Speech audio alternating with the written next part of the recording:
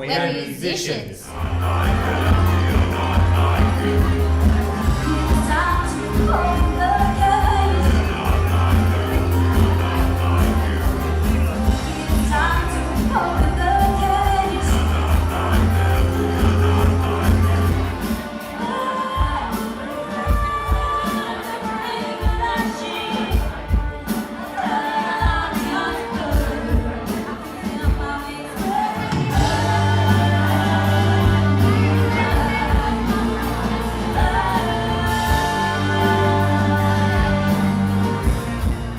Originally, 5 years ago almost now, I met Paul after I'd advertised with another guitarist for a keyboard player, and Paul answered the ad, and straight away we had that really unique bond together, I think, and ever since we've just been able to write music so effortlessly together.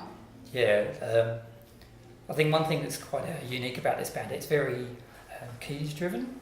Yeah. And it's quite different, I think, from other kind of bands. No bass player. Moog. Moog. Yeah. And I think we evolved quite a lot as a band. We had a very different lineup to begin with. And then we went through quite a dark period as a band. We did a lot of kind of like distortion and a lot of kind of screaming. And then the band went through quite a dark period. I think it was because you and I personally went through a lot of kind of dark times, and that was so reflected in our music. I think we're using it as an escape. Yeah, absolutely. And then when we kind of reformed, we came back with a completely new sound. And then we have Benj, our drummer, and Steph, our amazing harmonizer, and things just took off from there. I think we all have a really interesting, unique style as individuals, and when we bring it all together, we've got sort of a real unique diverse, isn't it? Yeah, diverse kind of sound. I mean, Benj is sort of an indie rock drummer, and I've got a real folk guitar and vocal background, and Steph's been working in pop bands as a vocalist, and Paul's kind of more into your dance and also classical piano styles. And someone will bring a riff, someone will bring a vocal, someone brings a sample. Yeah, you do. Yeah, you do. From my background, it's very dance and electronic based. But also, I think as a band, we have like quite a bit an indie based kind of background. Yeah.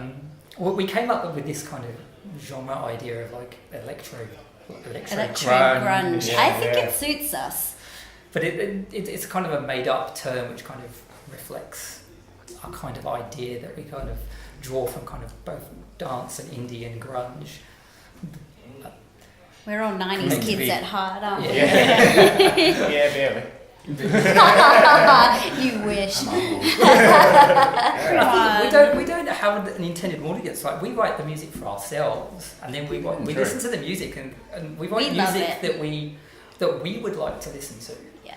And so we hope that other people would like to. I guess we're our target audience. Absolutely, we are our target audience. Our families definitely come to all our gigs. Yeah, exactly. Gotta please them to an extent. Yeah, but I also think that our sound is very current. So I think that we would really, we would speak to a large audience. Audience. Yeah. There's nothing not to love. Expressing yourself, freedom, through the songs. Absolutely. Louise gets to tell a story with her lyrics, and I get to add my little thing. I think that for each of us, it's an outlet. It's a release. It's something to pour our inner selves into. And because we all gel so well together as just human beings, it's fun. It's fun when we get together. I just love band rehearsal more than anything. I look forward to it. And I think that getting to do gigs like this just sums it all up for us. I think in the near term, we really want to produce an EP and ultimately record an album of what we're currently working on. But I think in the longer term, we're talking about touring. Definitely. I think my ultimate dream would be just be, sitting in my car and my song comes on the radio and I ring the band and say, we're on the radio. But realistically, I would love to have an EP that I can put in my own car myself, I would love to have something to show for what we do. And I think having something to tour with and sell, that's definitely a huge goal. We are FLIGHTHOUSE and we're all RAW artists.